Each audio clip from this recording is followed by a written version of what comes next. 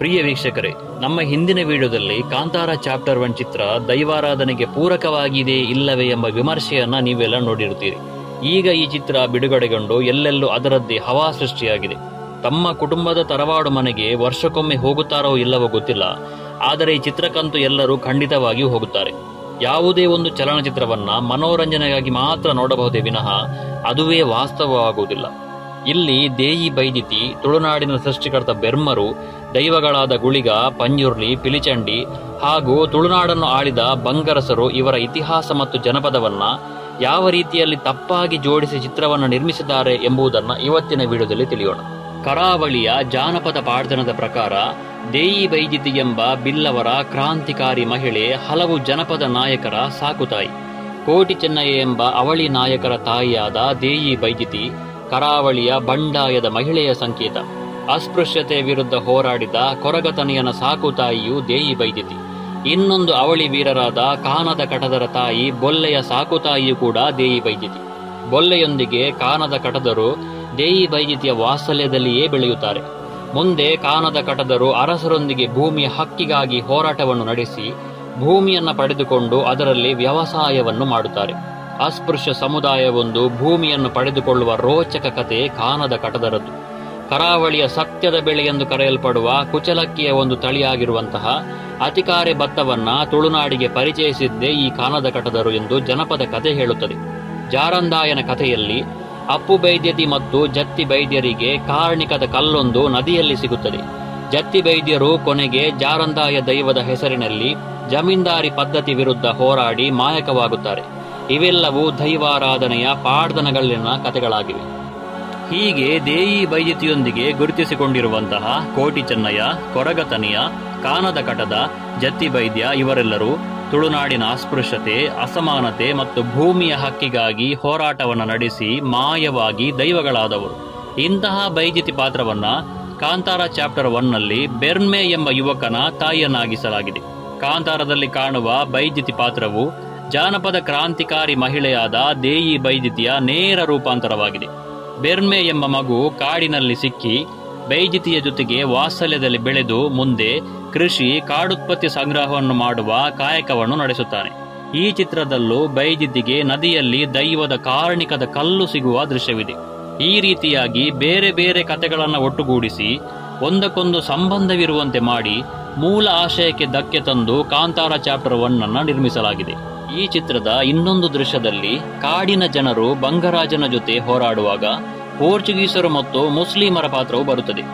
ಬಂಗರಾಜನ ಸೇನೆ ಮತ್ತು ವ್ಯಾಪಾರಗಳಲ್ಲಿ ಮುಸ್ಲಿಮರಿದ್ದರು ಎಂಬ ಇತಿಹಾಸದ ಉಲ್ಲೇಖವನ್ನು ಬಳಸಿಕೊಂಡು ಸಿನಿಮಾದಲ್ಲಿ ಅದನ್ನ ತಿರುಚಲಾಗಿದೆ. ಕರಾವಳಿಯ ಇತಿಹಾಸದಲ್ಲಿ ಬಂಗರಸರು ಮತ್ತು ಮುಸ್ಲಿಮರ ಮಧ್ಯೆ ಅನ್ಯೋನ್ಯವಾದ ಸಂಬಂಧವಿತ್ತು. ಕ್ರಿಸ್ತಶಕ 1418ರಲ್ಲಿ ಶಂಕರಾದೇವಿಯ ಮಗ ಕಾಮರಾಯನು ಪಟ್ಟದಲ್ಲಿದ್ದನು. ಈ ಅರಸನ ಕಾಲದಲ್ಲಿ ಪೋರ್ಚುಗೀಸರ ಹಾವಳಿಯು ಪ್ರಾರಂಭವಾಗುತ್ತದೆ.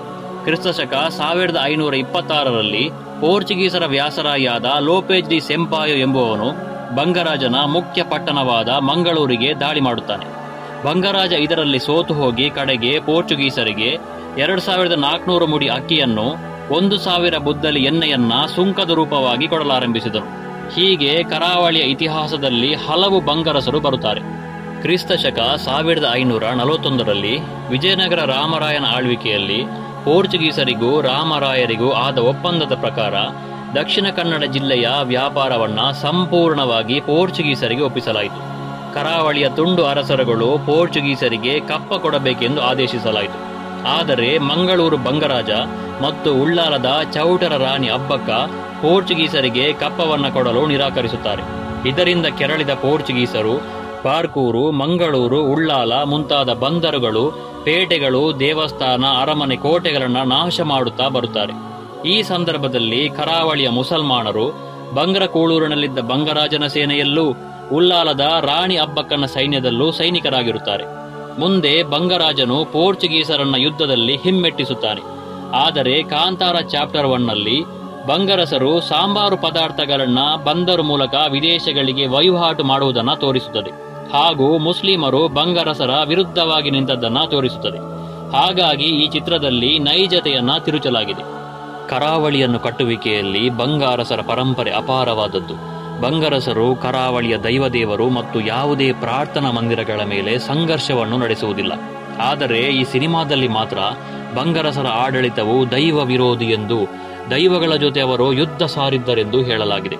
ಇದಕ್ಕೆ ಪೂರಕವೆಂಬಂತೆ ಈ ಸಿನಿಮಾದಲ್ಲಿ ಪಿಲಿಚಂಡಿ ದೈವದ ಜೊತೆ ಬಂಗಾರಾಜ ಯುದ್ಧ ಮಾಡುವ ದೃಶ್ಯವಿದೆ. ಕ್ರಿಸ್ತಶಕ 1400ರಲ್ಲಿದ್ದ ಲಕ್ಷ್ಮಪ್ಪ ಬಂಗಾರಸರು ಶಿಲಾಮಯವಾದ ವೀರಭದ್ರ ದೇವಸ್ಥಾನವನ್ನು, ಪಿಲಿಚಂಡಿ ದೈವಕ್ಕೆ ಒಂದು ಗುಡಿಯನ್ನು ಕಟ್ಟಿಸಿದ್ದರು. ಅರಮನೆಯ ಪೂರ್ವ ದಿಕ್ಕಿನಲ್ಲಿ ಮುಖ್ಯ ಪ್ರಾಣ ದೇವಸ್ಥಾನವನ್ನು, ದಕ್ಷಿಣ ಭಾಗದಲ್ಲಿ ಆದೀಶ್ವರ ಬಸದಿಯನ್ನು ಹಾಗೂ ಮುಸಲ್ಮಾನರಿಗೆ ಒಂದು ಮಸೀದಿಯನ್ನು ಕಟ್ಟಿಸಿದ್ದರು ಎಂಬುದನ್ನು ಇತಿಹಾಸಕಾರರು ಉಲ್ಲೇಖಿಸಿದ್ದಾರೆ.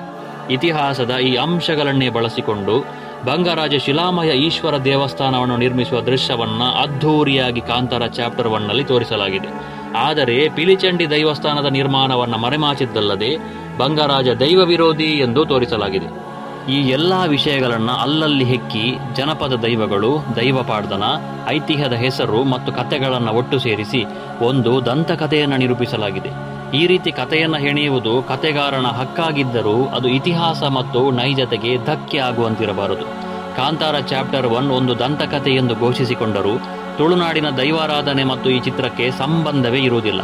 ಹೀಗಾಗಿ ಕಾಂತಾರ ಒಂದು ಸಂಪೂರ್ಣವಾದ ಕಟ್ಟುಕತೆ. ಇದರಲ್ಲಿ ಬಳಸಿರುವ ಹೆಸರುಗಳು, ಜಾತಿ ಸೂಚಕಗಳು ದೈವಗಳ ಇತಿಹಾಸ ಮತ್ತು ಇಲ್ಲಿನ ಜನಪದವನ್ನು ಸೂಚಿಸುತ್ತದೆ. ಭೂತಾರಾಧನೆಗೂ ಕರಾವಳಿಯ ರಾಜಪ್ರಭುತ್ವದ ಇತಿಹಾಸಕ್ಕೂ ಸಂಬಂಧವಿರುವಾಗ ಇವೆರಡರನ್ನ ಸೇರಿಸಿ ಚಿತ್ರದಲ್ಲಿ ವಿರೂಪಗೊಳಿಸಿರುವುದು ಖಂಡಿತ ತಪ್ಪಾಗುತ್ತದೆ. ಅದೇ ರೀತಿ ತುಳುನಾಡಿನ ದೈವಗಳು ಕಾಯುವ ಶಕ್ತಿಗಳೇ ಹೊರತು ನೋಯಿಸುವ ಅಥವಾ ಸಾಯಿಸುವ ಶಕ್ತಿಗಳಲ್ಲ. ಅಧರ್ಮಿಯು ಅವನ ಕರ್ಮದಿಂದ ನಾಶವಾಗುತ್ತಾನೆ, ದೈವವು ಅದಕ್ಕೆ ಪ್ರೇರಣೆ ಅಷ್ಟೇ. ಹೀಗಿರುವಾಗ ಈ ಚಿತ್ರದ ತುಂಬೆಲ್ಲ ದೈವವು ಒಬ್ಬ ವ್ಯಕ್ತಿಯ ಮೇಲೆ ಆವೇಶವಾಗಿ ನಿರ್ನಾಮವನ್ನು ಮಾಡುವುದು ತಪ್ಪು ಸಂದೇಶವನ್ನು ಕೊಡುತ್ತದೆ ಎನ್ನುತ್ತಾ ಇಂತಹ ಇನ್ನೊಂದು ವಿಡಿಯೋದೊಂದಿಗೆ ಮುಂದಿನ ಸಂಚಿಕೆಯಲ್ಲಿ ಸಿಗೋಣ. ಅಲ್ಲಿಯವರೆಗೂ ನಮಸ್ಕಾರ.